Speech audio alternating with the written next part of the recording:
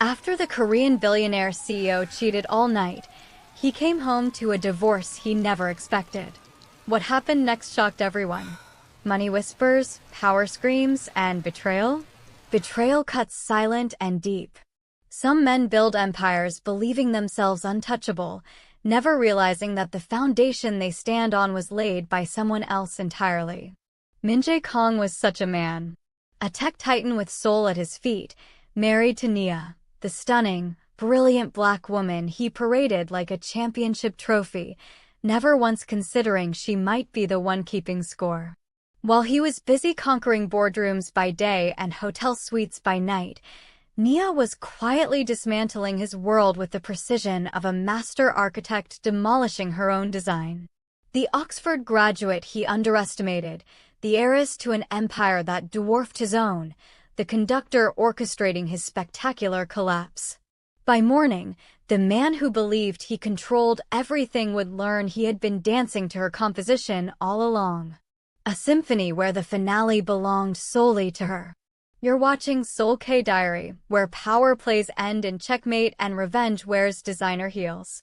If you crave stories of passion, betrayal, and retribution served ice cold, smash that subscribe button and join thousands who live for the moment the arrogant fall from grace. Now let's witness the destruction of Korea's most entitled CEO. The scent of another woman's perfume, something cheap and overly sweet, still clung to Min-Jae Kang's Tom Ford suit when he slid his key into the penthouse door at Hannam Hill, Seoul's most exclusive address, where only the truly wealthy resided. It was 5:37 in the morning. Dawn was breaking over the Han River, painting the sky in shades of pink and gold that Min-Jae was too preoccupied to notice. The city below still slept, unaware that in the highest tower, a kingdom was about to crumble. Min-Jae expected normalcy. The rich aroma of Ethiopian Yirgacheffe coffee from the La Marzocco machine, the soft murmur of Bloomberg television from hidden speakers, his wife Nia in the kitchen with that serene smile he had grown accustomed to over their 8 years of marriage. That smile that never questioned. That smile that never challenged. That smile that made him feel invincible in his own domain. The beautiful black woman he had married had become his most prized acquisition, the educated wife with flawless Korean, an Oxford degree, and the kind of beauty that stopped conversations when she entered a room. She was his ultimate flex in Korean society, the exotic, accomplished woman who made his business rivals green with envy.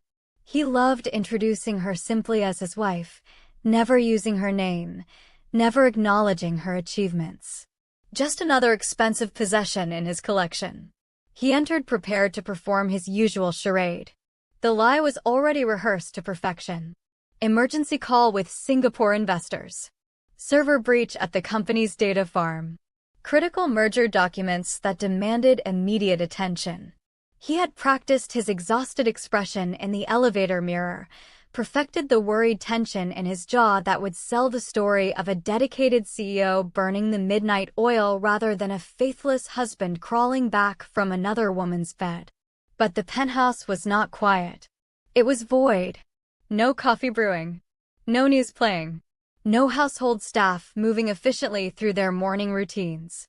And there, on the imported Calacatta marble counter where his breakfast typically awaited, meticulously prepared the exact same way every single morning, sat a solitary cream-colored envelope sealed with burgundy wax bearing the insignia of Choi and Partners, Korea's most formidable law firm. Min-Jae had no idea that his life as he knew it had ended exactly 4 hours and 13 minutes earlier while he was still wrapped in hotel sheets with a woman who was not his wife, in a sweet charge to his corporate account. While he whispered hollow promises to his current mistress, his entire existence was being systematically erased by the woman he had so catastrophically misjudged, the woman whose full name he rarely bothered to use when speaking about her to colleagues. The previous night had unfolded like countless others in Min-Jae's meticulously compartmentalized double life. Rain hammered the floor-to-ceiling windows of the royal suite at the Signal Seoul, the city's most expensive hotel crowning the Lotte World Tower. Outside, Seoul's lights blurred into wet streaks of neon against the black sky. Inside, the air hung heavy with the remnants of room service, picked over plates of Korean beef and king crab, half-empty bottles of Dom Perignon, and the lingering traces of expensive fragrance and sex. Min-Jae sat on the bed's edge, fastening his platinum Patek Philippe cufflinks, a gift from Nia for their 7th anniversary 4 months prior. A gift he had barely acknowledged with more than a grunt. His attention was fixed on the mirror and the young woman still tangled in silk sheets behind him. Her name was Ji-yeon, a 24-year-old aspiring actress desperate for her breakthrough role, constantly overlooked for younger, more connected starlets. She was everything Nia was not. Loud, demanding, volatile.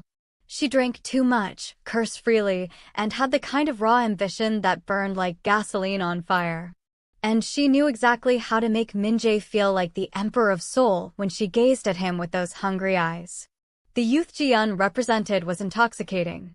At 43, Min-Jae felt time's whisper at his temples, the silver threading through his hair, the subtle softening of his jawline that even his personal trainer could not completely tighten. The way younger executives eyed him in meetings, calculating, measuring how much longer he could maintain his grip on power. Ji-yeon made him feel immortal again when she looked at him like he held the keys to her future, treating his most basic observations like profound wisdom. He could forget the board meetings where his decisions faced increasing scrutiny. He could forget the younger wolves circling his position. He could forget that he was not the innovative visionary anymore, just another middle-aged man desperately clinging to relevance. But what Min-Jae failed to comprehend, what men like him never comprehend, is that hunger in those eyes was not desire. It was calculated ambition in its purest form. Ji-yeon was not sleeping with Min-Jae because she wanted him. She was sleeping with him because she wanted what he could provide, a fast track in an industry that had already deemed her too old at 24. And Min-Jae was delighted to play savior, kingmaker, the powerful man whose single phone call could launch or destroy careers. It fed his ego in ways his accomplished, dignified wife never could. Nia respected him, but she did not worship him. And for men like Min-Jae, respect has never been enough. They require adoration. They need to be gods in their personal universe. They need lesser beings orbiting them in silent reverence. So he had constructed this life built on deception. For 3.5 years, Min-Jae Kang, the 43-year-old CEO of Kang Technologies, had created what he considered his greatest achievement, a masterpiece of duplicity. He had the perfect home in Seoul's most prestigious neighborhood with the perfect wife who managed his household flawlessly, impressed his international partners with her intelligence and grace, and never questioned his absences or the late nights. And he had a rotating carousel of mistresses, Ji-yeon being the latest, who provided the excitement he craved. The mistresses had started 3 years ago when Kang Technologies went public and Min-Jae became one of Korea's wealthiest individuals. It began almost innocently, late nights with a young marketing associate who laughed at every joke he made. Then a model at a product launch who pressed her number into his palm. Then the daughter of a business partner who sought his mentorship.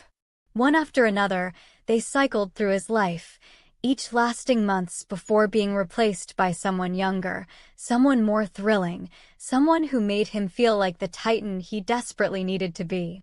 And throughout it all, Nia remained at home, maintaining his household, hosting his business dinners, attending charity galas on his arm, looking impeccable and saying precisely the right things.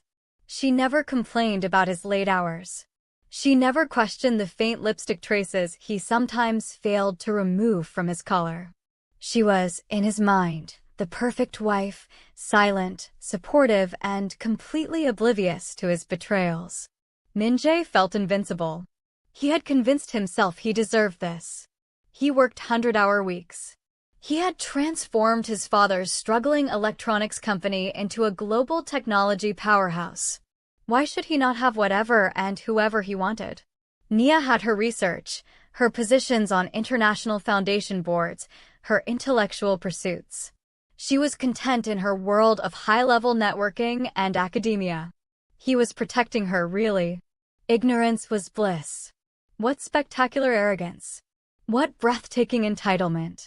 And what a devastating miscalculation about the woman he had married.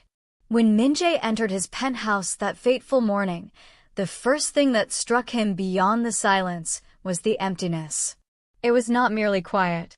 It was the specific absence of life. The penthouse, which normally hummed with household staff and his wife's gentle presence, felt abandoned. "Nia," he called out, his voice echoing off marble and glass. The echo returned to him unanswered. The penthouse was cold, not frigid, but the particular sterile chill of a space uninhabited for hours. Confusion bloomed in his chest like ink in water. Where was everyone? Where was his wife? Min-Jae moved through the penthouse with mounting unease, his footsteps too loud on the heated floors. The kitchen first, pristine, untouched, no evidence of breakfast preparation. His office, everything perfectly arranged. The living room, and that was when he noticed the first truly wrong detail. The artwork was missing. The wall had displayed an original Kahind Wiley painting, a piece Nia had brought into their marriage, supposedly a gift from her mentor who had recognized her potential as a young scholar. The painting was gone. The wall was bare except for the faint outline where the frame had shielded the paint from years of subtle light exposure.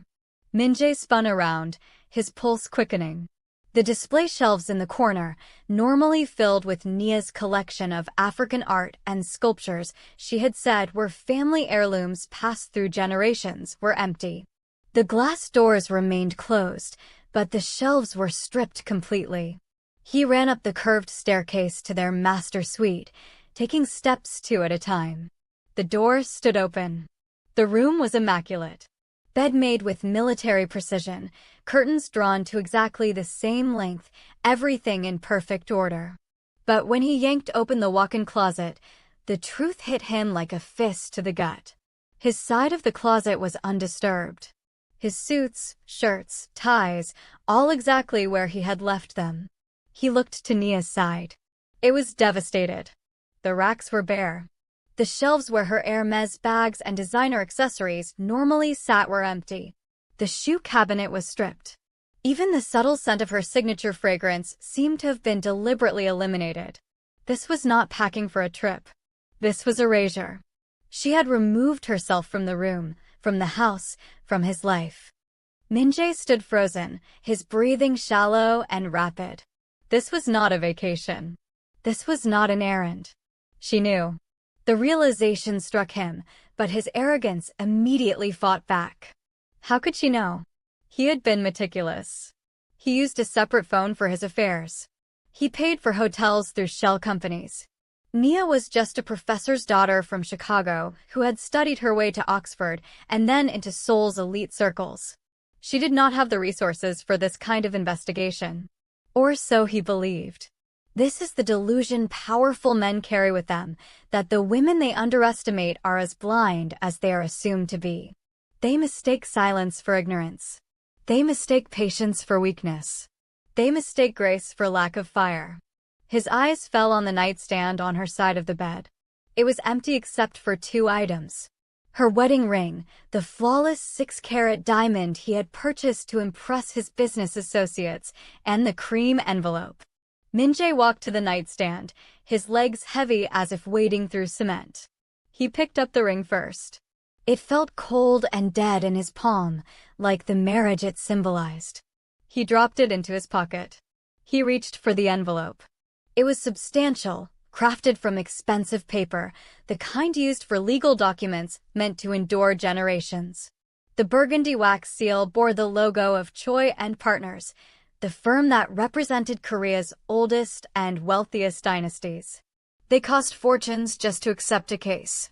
He broke the seal and extracted a stack of documents. The first page was not a handwritten letter begging for answers. It was not a tear-stained note asking why or pleading for his return. It was a legal filing printed on heavy paper with an embossed header. Petition for dissolution of marriage. Petitioner, Min-Jae Kang. Respondent, Min-Jae Kang. Min-Jae laughed. It was a dry, disbelieving sound in the empty room. You cannot be serious, he whispered. He flipped the page, then the next. Attached to the divorce petition were photographs. High-resolution, time-stamped, geotagged photographs.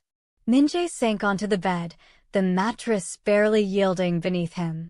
There was a photo of him and Jiyeon at dinner 2 weeks ago in a private room at Mingle's restaurant. A photo of them entering the Signal Seoul last night. A photo of them kissing in the hotel's private rooftop garden where he believed no one could see.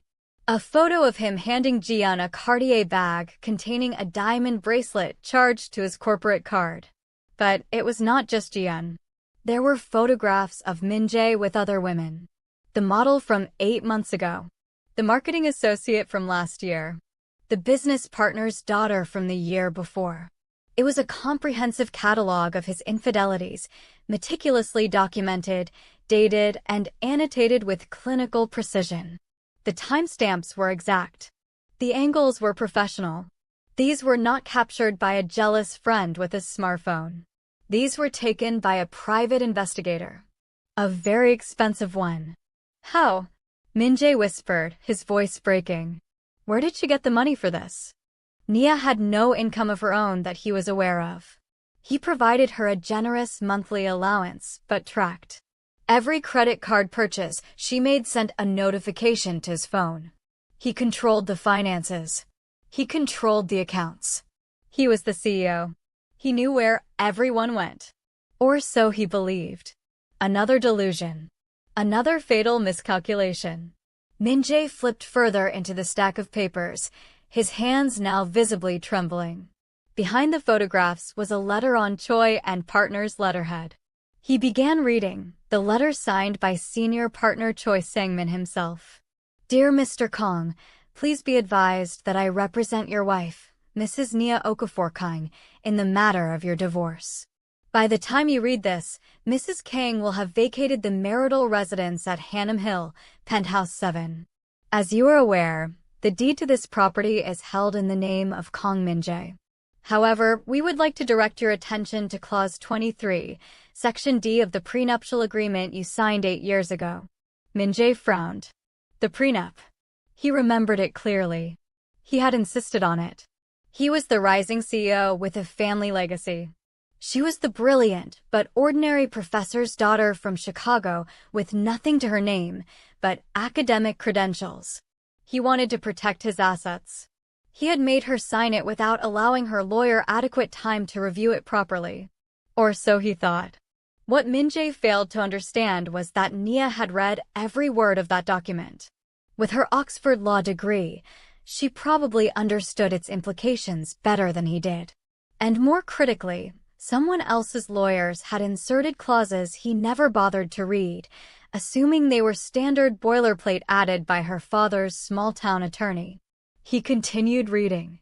The infidelity clause inserted at the request of the bride's family states that in the event of proven adultery by either party, all assets acquired during the marriage shall be subject to equitable distribution regardless of title holder.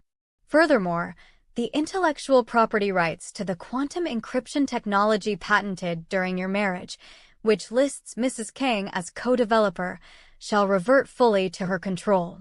Min-Jae stopped reading. The room spun around him. The patents. The foundation of Kang Technology's market value. The revolutionary quantum encryption technology that was the centerpiece of the upcoming merger with Okafor Global Systems. Nia had contributed to developing the early protocols years ago before their marriage. He had insisted her name appear on the patents for tax purposes, creating a family trust that he controlled. It was merely a paper arrangement. Nia had never shown interest in the business side. Or so he thought. More delusions. More catastrophic miscalculations. Min-Jae scrambled for his phone. He needed his corporate attorney. He needed to call his vice president and childhood friend, Park Joon-ho. His fingers trembled as he dialed. Joon-ho, he said when the call connected, unable to mask the panic in his voice. Listen, Nia has lost her mind. She filed for divorce. She has some absurd lawyer making claims about the patents. There was a long silence on the other end. Junho? Min-Jae pressed. Min-Jae. Junho's voice was cold and formal. It was not the voice of his friend and right hand for 20 years. It was the voice of a stranger. Junho, what is wrong? You need to check your email. The board just concluded an emergency meeting. Meeting? What meeting? It is 5:45 in the morning. Nia called it at 3 a.m. Or rather, her legal team did. What does Nia have to do with the board? Min-Jae shouted, standing and pacing. She is just my wife. The words hung in the air, revealing so much about how Min-Jae viewed the woman he had married. Just my wife, as if she were an accessory, a possession, a decorative object in his carefully curated existence, as if the Oxford degree and law credentials were merely attractive packaging for the real product. Her beauty on his arm at corporate functions. You really did not know, did you? Junho said, his voice dropping to a whisper. You really never investigated her family background. She is a professor's daughter from Chicago. Her father is a professor, yes. But her mother, Min-Jae. Her mother's maiden name was Okafor. The name hit Min-Jae like a physical blow. The Okafor family. Founders of Okafor Global Systems. The very company Kang Technologies was about to merge with.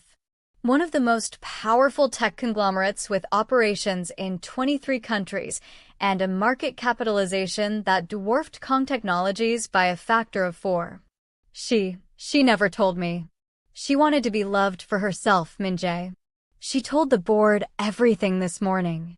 Why do you think the merger terms were so favorable to us? Why do you think Okafor Global was willing to let a smaller company like ours have equal board representation? Min-Jae went pale, the blood draining from his face as the pieces assembled with devastating clarity. That was a strategic decision based on our technology portfolio, he insisted weakly. That was Nia, Junho said flatly.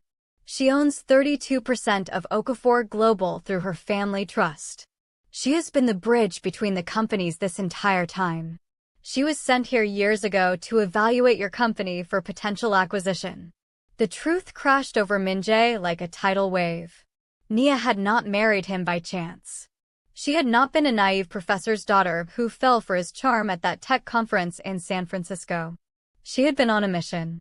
While he thought he was conquering a beautiful trophy wife, she had been assessing him, evaluating his company, orchestrating this merger all along. What he believed was the story of a powerful Korean CEO marrying a stunning woman was actually the story of an Okafor family heiress executing a strategic business acquisition. He had not been the hunter. He had been the hunted. Min-Jae collapsed back onto the bed. The phone slipped from his sweaty fingers. She fired you, Min-Jae, Junho said, his voice coming tinny from the floor. Effective immediately. The board voted unanimously after reviewing the evidence. Security is waiting for you at headquarters. Do not come in. Your access credentials have already been deactivated. Min-Jae stared at the wall where the painting used to hang. He had betrayed his wife. He thought he was playing a game he could not lose. He thought she was weak. He thought she was naive. But Nia had not just left him. She had erased him. And the cream envelope on the bed still had more pages. Min-Jae sat on the bed's edge for what felt like hours, though only minutes had passed. The revelation that his quiet, scholarly wife was the daughter of the Okafor family, the silent architect who had facilitated the merger that would have elevated him to one of Korea's most powerful CEOs, was a poison too bitter to swallow. But as his eyes drifted back to the envelope, he realized the nightmare was not over. There were more papers. He had stopped at the letter explaining the prenuptial agreement. But the stack was thick. His hands, now trembling uncontrollably, turned the next page. It was a spreadsheet. A forensic accounting spreadsheet. At the top, it read, Unauthorized expenditures and misappropriation of company funds, 2021 to 2024. Min-Jae's throat went dry. He felt a phantom noose tightening around his neck, more restrictive than any tie he had ever worn. He had been careful, or so he thought. When he took Ji-yeon to Jeju Island last month, he had expensed it as a strategic planning retreat. When he purchased the diamond bracelet for the model he dated before Ji-yeon, he had buried it under client relationship management. When he renovated a luxury apartment in Apgujeong for his first mistress 3 years ago, he had disguised it as executive housing investment. He was the CEO. He approved the expenses. He controlled the audits. Who was going to catch him? The answer was staring him in the face. Nia. The spreadsheet was terrifyingly detailed. It did not just list amounts.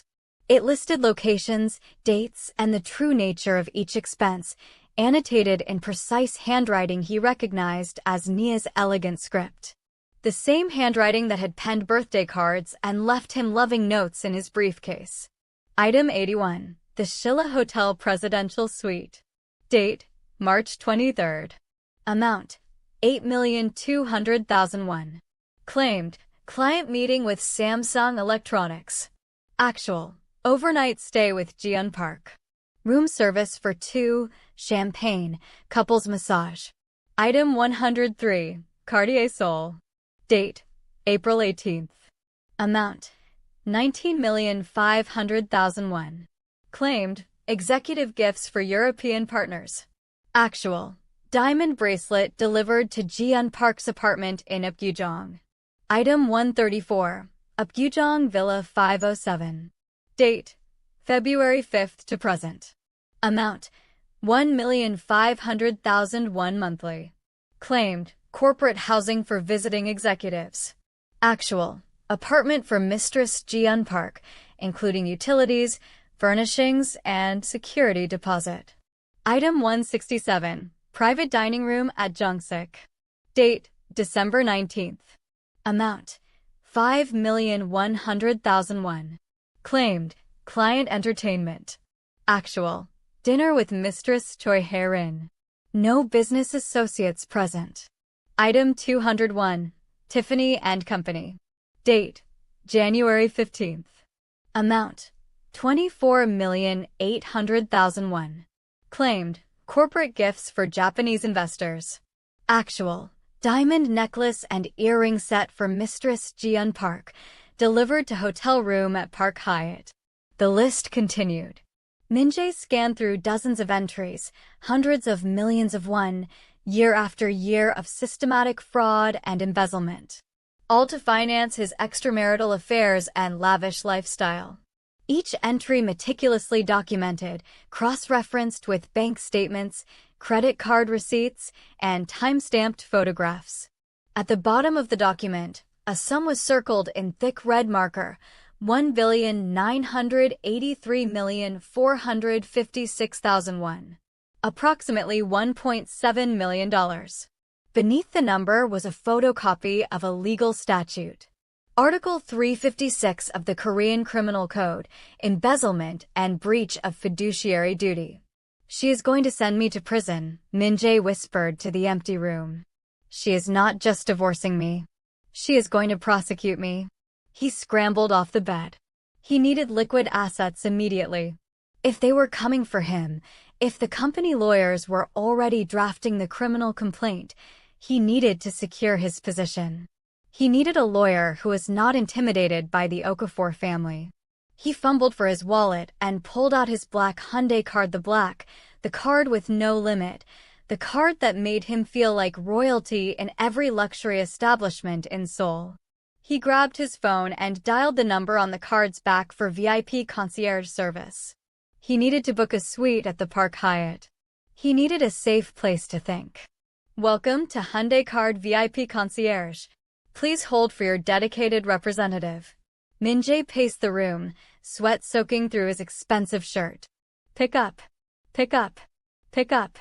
Mr. Kang, a human voice, polite but strained. This is So-yeon. How may I assist you today? So-yeon, I need to book the diplomatic suite at the Park Hyatt for 1 week starting immediately.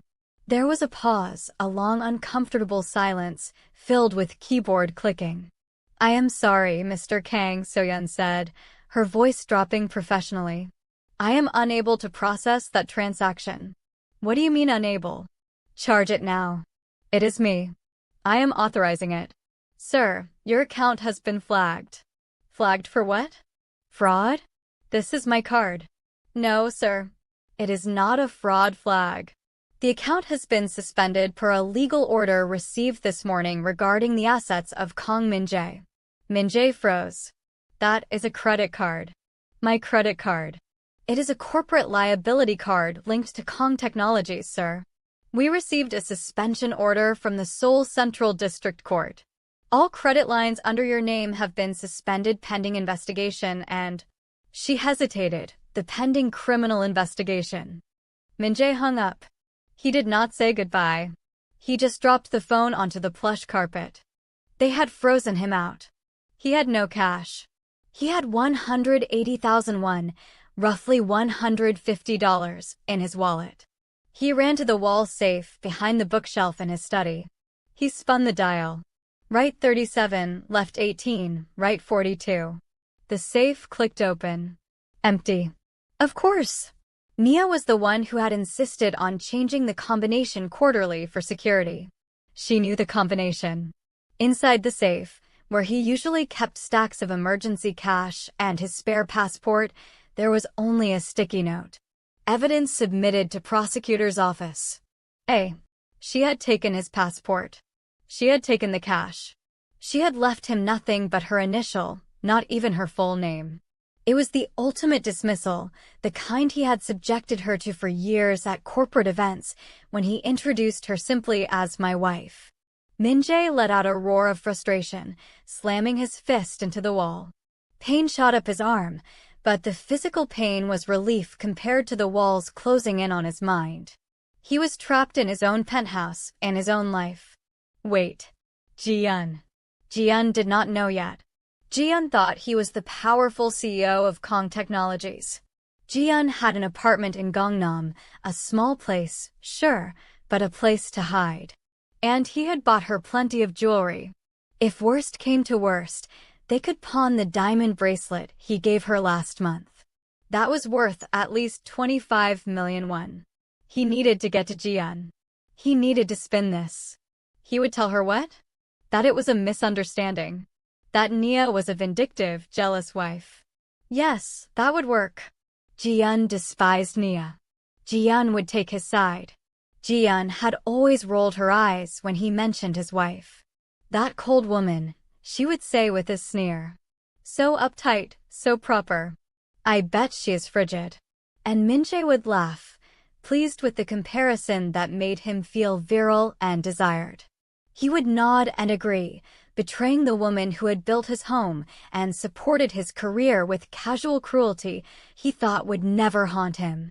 He grabbed his overnight bag from the trip he never took to Tokyo. He had to leave before the police arrived. He ran down the stairs, ignoring the ghost quiet of the penthouse, and sprinted to the private elevator. He punched the button for the parking garage. The elevator did not move. He punched it again. Nothing. A message appeared on the digital display. Access revoked. Please contact building management. No. Min-Jae slammed his fist against the control panel. His private elevator access had been deactivated. He would have to use the common elevator, walk through the lobby like an ordinary person, like the people he had always looked down upon from the tinted windows of his chauffeur-driven Genesis. He took out his phone and dialed Ji-yeon. Ji-yeon picked up on the third ring. Min-Jae. Her voice sounded annoyed. I thought you were going home to your wife. Why are you calling me? This is risky. Ji-yeon, listen to me, Min-Jae said, trying to keep the panic from his voice and failing miserably. Something has happened. Nia knows. She knows everything. She filed for divorce. She kicked me out of the company. There was silence on the other end. It was not fear. It was not shock. It was calculation. She found out about us? Ji-yeon said slowly. So you're free now? That is good, right? You said you wanted to leave her. Yes, exactly. I am free, Min-Jae said, latching onto the narrative. But listen, baby, it is messy. She is trying to freeze my accounts. She is being vindictive. I need a place to stay for a few days until my lawyers straighten this out. I am coming to your place. There was a long silence on the other end. My place is really small, Min-Jae Kang said slowly. It is just a one-bedroom. Just for a day or two. Look, I will make it up to you. Once the divorce settles, I will have my half of the assets. We are talking billions, Jian. We can go to Paris.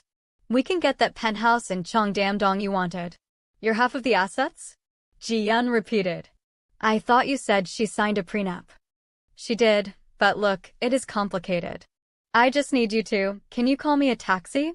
My car is having issues. Min-Jae Kang's voice was suddenly very sharp. I am looking at Naver News right now. Min-Jae's stomach dropped. What? You are on the front page. Kang Technology's CEO removed due to financial misconduct and personal scandal. There is a picture of us from last night entering the Signal. Ji-yeon, that is just tabloid garbage. They are trying to smear me. I built that company. It also says, she continued, ignoring him, that the company is conducting an audit of all expenses approved by you. Min-Jae, did you put my apartment deposit on the company card? Min-Jae hesitated. I categorized it as talent development for a potential brand ambassador. You idiot, she screamed. They're going to come after me. They're going to make me pay it back or press charges. I do not have that kind of money. Ji-yeon, calm down. We will fix it. I just need. What? You are broke, Min-Jae. You are fired. You are probably going to jail. I did not sign up for this. Do you know what this will do to my career? I was supposed to debut next year. I have. We love each other, remember? He was desperate now, clinging to the last person he thought might still be in his corner. The irony was crushing. He was now begging for loyalty from a woman he had never intended to be loyal to. He was asking for commitment from someone he viewed as disposable, as temporary, as a pleasant distraction from his real life. You said I was the only man who understood you. I loved the lifestyle, Min-Jae, she snapped. I loved the dinners and the gifts and the fact that you were going to make me a star. I did not sign up to visit you in prison. I did not sign up to be broke and blacklisted. Ji-yeon, please. I have nobody else. Do not come here, she said. If you come here, I am calling the police. I cannot be seen with you. I have a career to think about. My agency already called. They are distancing themselves from the scandal. I am deleting your number. Do not call me again. Click. Min-Jae stared at the phone. He had just been discarded as easily as he had discarded others throughout his life. The women he had used and abandoned, the employees he had fired without thought, the business associates he had betrayed for marginal gains. They all had faces now, and they all wore Ji-yeon's expression of cold dismissal. The irony was not lost on him. He had traded a loyal wife for a mercenary. And the moment the money dried up, the mercenary had done exactly what mercenaries do. She switched sides to save herself. He was alone. Truly alone. But he could not stay here. He had to move. He took the common elevator down to the lobby, his head bowed in shame.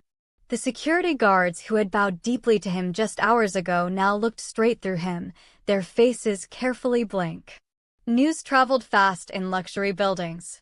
He walked through the lobby, dragging his overnight bag. The concierge, who used to scramble to assist him, suddenly became very busy with paperwork. The doorman who had known him for years pretended not to see him.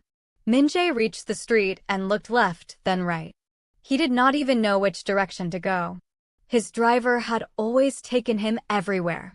He had not ridden the subway in 17 years. He did not know which bus lines ran through this neighborhood. He was a foreigner in his own city, a helpless child in an adult's body, suddenly thrust into a world he had insulated himself from with layers of privilege and wealth. He started walking toward Hanam Station, a 25-minute walk in his handmade Italian shoes that were already pinching his feet. Each step was a new humiliation, a new lesson in the life of ordinary people he had forgotten existed. As he walked, a black Mercedes with tinted windows drove past him, heading toward the Hannam Hill building. It did not slow down. Min-Jae turned to watch it. It turned into the private entrance of his building. A second Mercedes followed. Then a police car. Min-Jae's heart hammered. They were coming for the penthouse, perhaps for him. He ducked behind a large planter outside a coffee shop, watching from a distance. The vehicles stopped in front of his building. The doors opened. First, 2 uniformed officers stepped out. Then a man in a perfectly tailored suit, Choi Sang-min, the famous attorney. And then, from the back of the first Mercedes, a woman stepped out. It was Nia. Min-Jae gasped. She looked different. She was not wearing the tasteful, understated designer clothes she usually wore around him. She was wearing a stunning burgundy power suit that emphasized every curve, sky-high Christian Louboutin heels that clicked sharply on the pavement, and dark Celine sunglasses. Her natural hair, which she usually kept in conservative styles to please Korean beauty standards, was now styled in glorious braids that cascaded down her back, adorned with gold cuffs.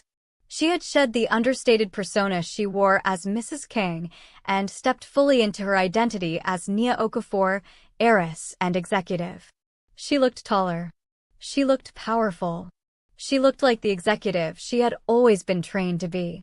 She stood by the car, looking up at the building. She did not look sad. She did not look like a grieving wife. She looked like a general surveying conquered territory. Min-Jae felt a surge of rage. That was his home. She was mocking him. He forgot about the police. He forgot about the restraining orders. He forgot about the prison time. He just wanted to scream at her. He wanted to hurt her the way she was hurting him. He dropped his bag and ran back toward the building entrance. "Nia," he screamed. "Nia."